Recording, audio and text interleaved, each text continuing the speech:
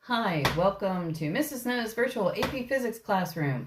I miss you all. I hope your families are all safe and well, and we'll see how this goes. This is my kitchen, but I did go to school and get some things. Those of you that are not taking the AP test, I think there's, 6 of you not taking it.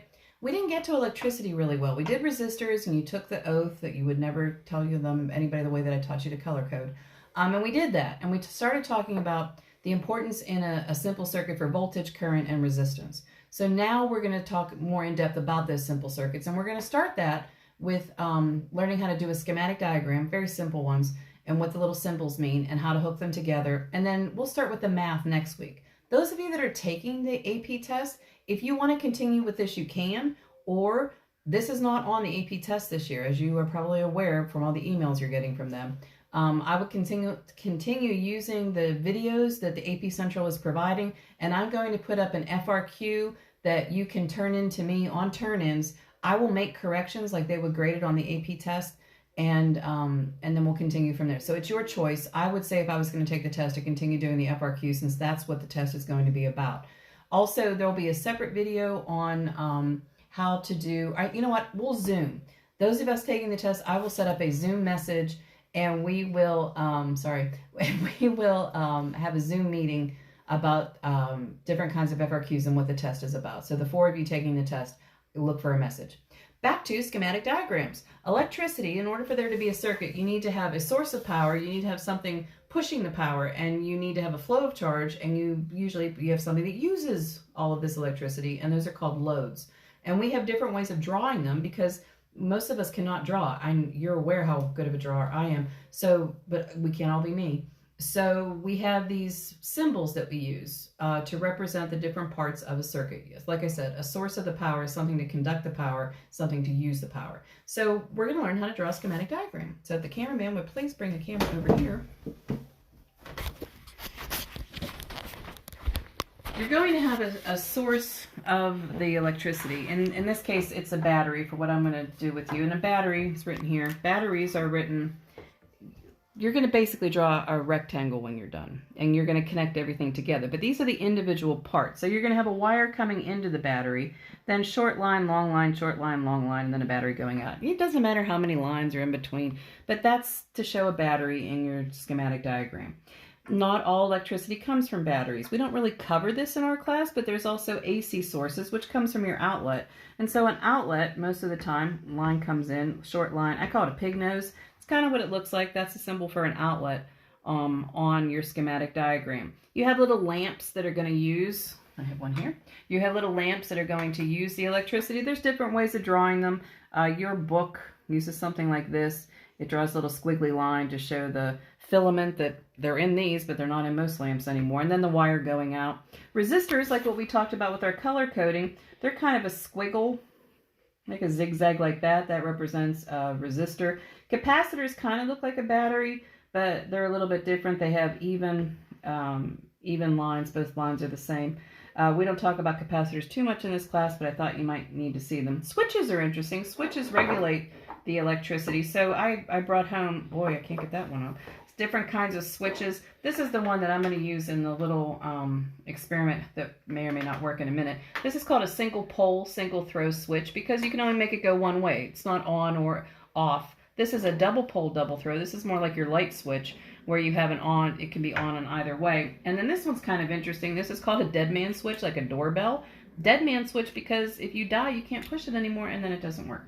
So switches in general, there's a couple different ways of drawing them. In your book, I think they use just a line like that. But I've also seen in other books where they use an arrow. So either way, that would be a switch that is off. If you want to show the switch is on, then you just simply... I know you're finding it amazing that I have a whiteboard in my kitchen, but not in my classroom.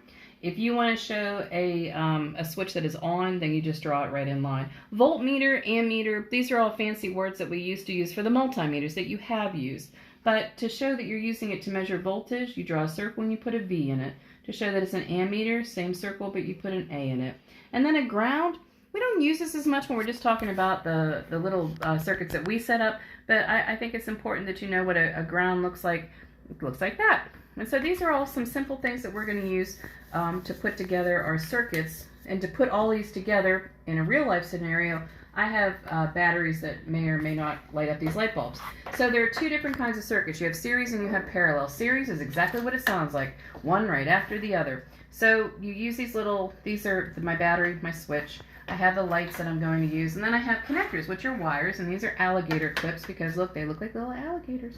So one right after another, from the battery to the switch, from the switch to the lamp, from this lamp, let's get all this extra stuff out of here, to this lamp, and then back again, and then we throw the switch, and oh my goodness, it worked. Now, this is the thing with the series circuit. You're only given the current, you're only given the current one way to work.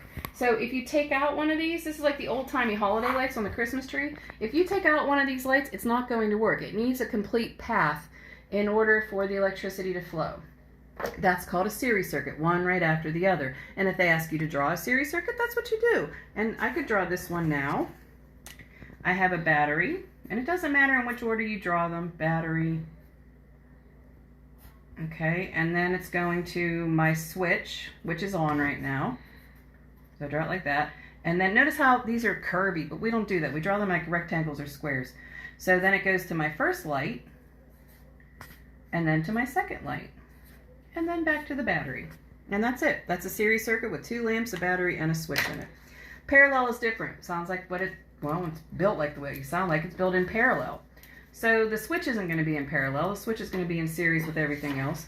But I have my one light here, and I have my other light here. Ladder rungs. Yeah, it looks like a ladder. Thank you, cameraman. And so you're going to go from here to here, and then you give the current a choice. It can either go through this light, or it can go through this light.